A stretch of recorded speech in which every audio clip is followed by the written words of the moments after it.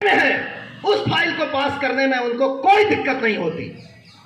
एक ठेकेदार ने अर्ज किया एक अधिकारी से, सर मेरी फाइल गई है, मैं आपके घेरे में आ जाऊंगा, बहुत जल्दी आपके सर्किल में शामिल हो जाऊंगा, उसे आप पास कर देना।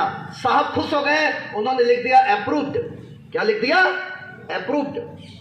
वो ठेकेदार भी थोड़ा सा होशियार था, उसने कहा तो अप्रूव लिख दिया साहब ने, अब क्या सर्किल में आना, वो सर्किल के बाहर ही खड़ा रहा, नहीं गया उनके अंदर, सर्किल में शामिल नहीं हुआ। तो साहब ने देखा 15 दिन हो गए, 20 दिन हो गए, लिफाफा नहीं आया, तो फाइल बुलाई और अप्रूव्ड के आगे लिख दिया नॉट अप्रूव्ड। अप्रूव्ड के पहले क्या लिख दिया? Not approved. अब उसको लगा ठेकेदार को मामला तो गड़बड़ है, फिर से उसने रिक्वेस्ट की, पैर पड़ा, बोले साहब ये लो, हम तो आ ही गए आपके सर्किल में, शामिल ही हो गया। साहब फिर प्रसन्न हुए, फिर फाइल बुलाई, नॉट के आगे ई लगा दिया, नोट अप्रूव्ड। क्या लिख दिया? Note approved.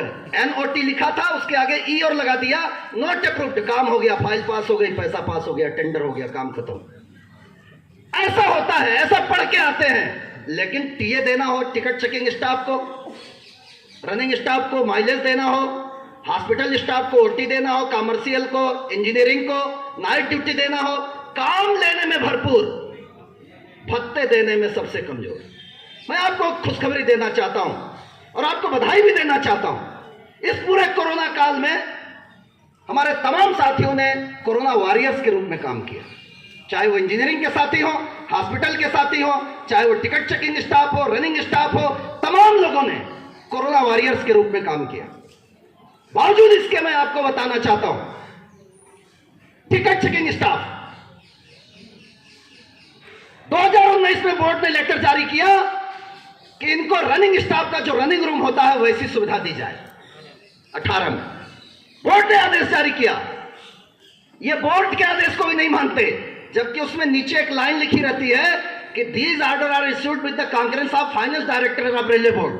मतलब वो फाइनेंस डायरेक्टरेट से कंसल्ट करके निकाली गई है, पैसे की कोई दिक्कत नहीं आएगी। लेकिन आज तक टिकट चेकिंग के रेस्ट हाउस में कुत्तों के सोने के अलावा कोई व्यवस्था नहीं की गई। आज भी वहां कुत्ते सो रहे हैं, वहां गंदगी का आलम है, चादर तकिए बिस्तर खराब है, किचन की व्यवस्था नहीं है, सोने लायक माहौल नहीं है, रेस्ट करने लायक माहौल नहीं है। आज भी यह हाल है।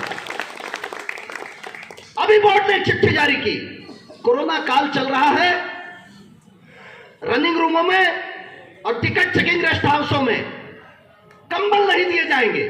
क्या नहीं दिए जाएंगे? कंबल नहीं दिए जाएंगे। जाड़ा आ गया, मंडल सचिव ने चिट्ठी लिखी DRM को, महामंत्री ने GM को चिट्ठी लिखी। उसी रेलवे बोर्ड ऑर्डर में यह भी लिखा था कि कमरे का तापमान ऐसा बनाया जाए, कमरे का टेम्परेचर ऐसा किया जाए हीटर लगा करके कि जिसमें आदमी को ठंड न लगे, खिड़कियों को एयर टाइट किया जाए, दरवाजों को एयर टाइट किया जाए और ऐसा माहौल बनाया जाए कि उनको ठंड न लगे और कंबल की जरूरत न पड़े। हमको लगा ये तो रेलवे है भैया, एयर टाइट करने की बात करेंगे तो ऐसे होल कर देंगे कि हवाई हवा आएगी। हमने एक सुझाव दिया, मंडल सचिव ने सुझाव दिया DRM को, GM को कि सर कोरोना है, कोई बात नहीं, आप कंबलों के ऊपर 2-2, 3-3 कवर बनवाइए। एक कवर में एक आदमी आएगा, कवर लगा के दीजिए, वो ओढ़ेगा, दूसरा आएगा, वो कवर निकालिए, दूसरा कवर चढ़ाइए, उस कवर को धुलने भेज दीजिए जैसे चादर जाती है। ये सुझाव दिया यूनियन ने। उस सुझाव को रनिंग रूम के लिए तो मान लिया गया, गार्ड ड्राइवर के लिए तो कर दिया गया, लेकिन टिकट चेकिंग स्टाफ तो हाशिए पर रहता, उनसे तो पैसा चाहिए, ला देने की बात मत करो, कमाई ले आओ बस। और जब कोरोना काल में एक भी यात्री वेटिंग वाला गाड़ी में नहीं चढ़ रहा है तो आप उससे अपेक्षा करते हो कि हर महीने आपको 1 करोड़ 2 करोड़ रुपए लाके उगाही करके देगा, यह भी उम्मीद करते हो। और जब उसको, मैं आपको रेलवे का प्रोसेस बता रहा हूं, जब हमने कवर मांगा सीनियर DCM से, हम और लिटोरिया जी 4 बार 5 बार गए, ट्रांसफर करके मामले में वो भी बहुत आगे हैं, पनिशमेंट देने, चार्जशीट देने के मामले में वो भी बहुत आगे हैं, डेबिट निकाल रहे हैं 50-50 हजार का, 1-1 लाख का टिकट चेकिंग का। सारे टिकट चेकिंग स्टाफ ऐसे SF5 के दायरे में आ गए हैं। लेकिन वो कवर जो 200-300 रुपए का बाजार में आपको मिल जाता, आप खरीद लेते हो, उसकी ऐसी जलेबी बनाई, साहब वो तो ऑफिसर रेस्ट हाउस के लिए भी चाहिए, साहब वो तो कर्मचारी रेस्ट हाउस के लिए भी चाहिए, काहे को केवल टिकट चेकिंग स्टाफ। और ऐसी जलेबी बनाई कि आज 2 महीने 3 महीने ठंड के गुजर गए, लेकिन आज तक उन कंबलों पर कवर नहीं लग पाया। शर्म आती है, थू आती है ऐसे लोगों पर, ऐसी मानसिकता वाले लोगों पर। और हर गाड़ी में 3 टिकटी जाएगा, 4 टिकटी जाएगा। रेस्ट हाउस में रेस्ट की व्यवस्था नहीं है, कंबल नहीं है, डेबिट अलग निकाल दिया, ट्रांसफर अलग करेंगे, 4 सीटें अलग देंगे। ये सब संकेत है कि आने वाला समय आप सबका खराब होने वाला है और खराब होने वाला है, अच्छा नहीं होने वाला। हमने इनसे मांगे तनख्वाह बढ़ाने की बात करी तो इन्होंने डीए रोक दिया। हमने इनसे नाइट ड्यूटी रेट बढ़ाने की बात करी तो डीओपीटी ने एक चिट्ठी निकाल दी, सीलिंग 43,600 के ऊपर का कर्मचारी उसको नाइट ड्यूटी नहीं मिलेगी। क्यों भाई? 43,600 के ऊपर वाले ने ऐसा कौन सा अपराध कर दिया है कि उसको नाइट ड्यूटी नहीं मिलेगी? आपको शायद पता नहीं है ये 2 टुकड़ों में आदेश क्यों निकाले गए। इसलिए निकाले गए कि 43,600 के नीचे वाले मुर्गे मजे करेंगे और वो इस आंदोलन में शामिल नहीं होंगे। हमें तो मिल रही है, ऊपर वालों को नहीं मिल रही, ऊपर वाले जाने।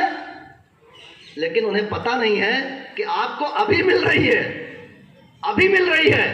सरकार वही है, सरकार वही है, ऑफिसर वही है, सलाहकार वही है। एक आदेश, एक पन्ना आने में कितना टाइम लगता है, कितना टाइम लगता है। हमारे कई कर्मचारियों ने कहा, मैं मंडल प्रशासन को बताना चाहता हूं, अगर कोई विद्वान अधिकारी सुनना चाहे तो सुने, जिसका बेसिक 43,600 रुपए है आज की तारीख में और उसका जुलाई में इंक्रीमेंट लगने वाला है, उसे नाइट ड्यूटी के रूप में 3,000 रुपए मिलते हैं हर महीने। वो इंक्रीमेंट लेने को तैयार नहीं है क्योंकि नाइट ड्यूटी बंद हो जाएगी उसके ऊपर और इंक्रीमेंट मिलेगा 1,600 का। नाइट ड्यूटी का नुकसान होगा 3,000 का, तो उसको 1,400 रुपए का घाटा होगा। वो लिख के देने को तैयार है कि हमको इंक्रीमेंट नहीं चाहिए। ये परिस्थिति आ गई है, मैं आपको बताना चाहता हूं। ये हालात पैदा कर दिए हैं नासमझ अधिकारियों ने। बोर्ड ने, डीओपीटी ने लेटर निकाला, सीलिंग लगाई, इन्होंने सबका बंद कर दिया। बोर्ड डीओपीटी की मंशा ये थी कि जिसका बेसिक 60,000 है उसको भी 43,600 मानते हुए कम से कम नाइट ड्यूटी दी जाए, उतना सीलिंग है वो। लेकिन इन्होंने सबका पूरे बंद कर दिया उठा के। और अभी इस महीने तो 43,600 वालों का भी बंद कर दिया। नहीं कर दिया। ये चीजें बहुत खतरनाक